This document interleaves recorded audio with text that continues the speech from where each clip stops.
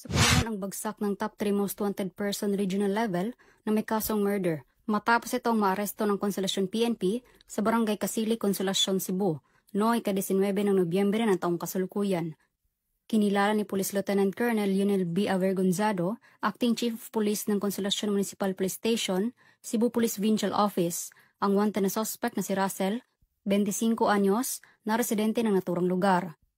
Ayon sa ulat ng mga otoridad, ang suspect ay naaresto sa bisa ng warrant of arrest para sa kasong murder na inisyu ni Honorable Jennifer Karen Layson, presiding judge ng RTC Branch 23 Cebu City, Cebu, na walang rekomendadong piyansa. Samantala, pinaalam na sa kaukulang korte ang pagkakaaresta ng suspect at ito ay napansamantalang nakakulong sa Konsolasyon MPS para sa dokumentasyon at tamang disposisyon. Sa pamamagitan ng determinasyon ng mga kapulisan, mas papaigtingin pa nila ang kanilang pagganap ng tungkulin upang mapanagot ang mga kriminal at masiguro ang kapayapaan at seguridad ng mamamayan tungo sa isang mapayapang bagong Pilipinas. Mula dito sa Central Visayas, ako ay inyong Police News Network Correspondent, Patrolwoman Flora May Asares, alagad ng batas, tagataguyod ng Balitang Pulis.